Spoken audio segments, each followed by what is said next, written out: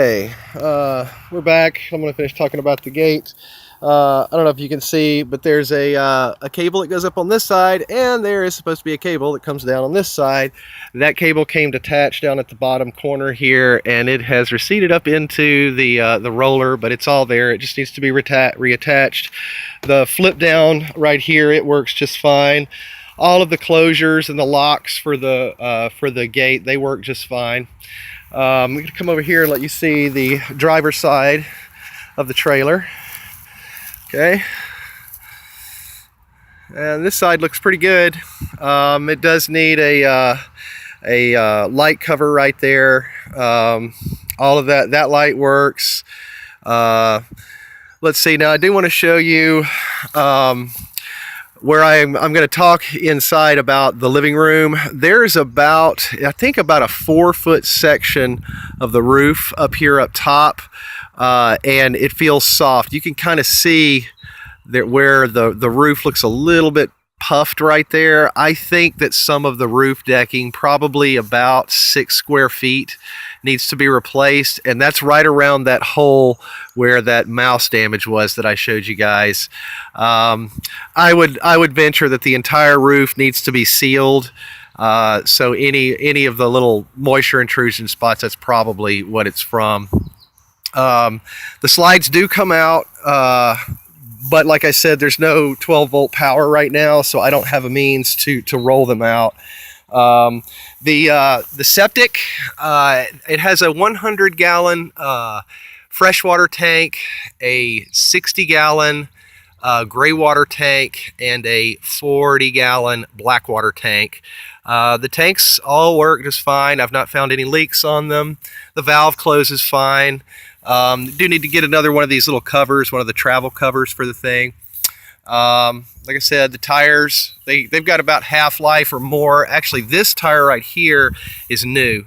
I just got this tire about a year ago, and I did one trip from Mississippi to Texas on it. So it's the best tire of the bunch.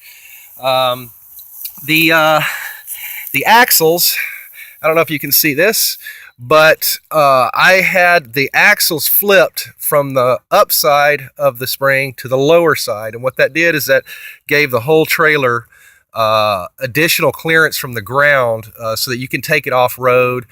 You can take it up steep driveways and that sort of thing without dragging the back end of it. As you can see, the underside of the trailer is in good shape. There's no obvious damage. The rear jacks, they work. The levelers, the trailer brakes, they work.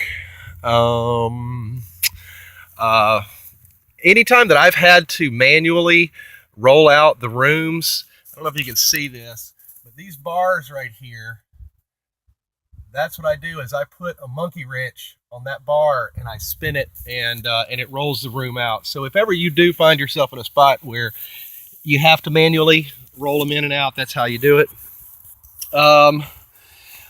This is one of the storage areas under the couch. I may have the key for this and I may not. I had a friend of mine living in this trailer for about a year, and he didn't exactly treat it very well, and that's why I asked him to leave. So, but I think I might have the key. I'm not sure. Now this is the underside, the other side of the basement, and you can see, you know, it's dirty, but everything looks pretty good. This is where the hot water heater is. I had one leak several years ago that I repaired, and it was fine. I've got some extra of the heavy duty line.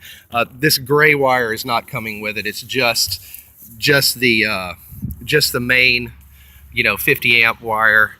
And there's some snow skis that are going to go with it that are some pretty decent slalom snow skis. As you can see, the outdoor shower, the shower head got broken off, and the cover right here. Actually, this thing never did have a cover, come to think of it, but oh yeah, it did have a cover. It did have a cover. The cover's gone and the head is gone, and they need to be replaced. This is the connection. Shit. My battery's dying. This is the connection. It's in good shape. It's all real secure to the wall. This is the hot water heater. It runs on 110 and on propane, and it works just fine. The on and off switch back here, it's kind of back here behind this stuff, so you kind of have to reach in behind to turn it on and off. This is the propane tray. I don't have the, I don't know if you saw under the basement, the extra tank is under the basement. And this thing has some propane left in it. And this is the manual thing for rolling the jacks up and down. This is where they roll up and down, so you can do that manually.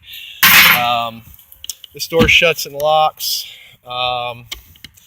Let's see.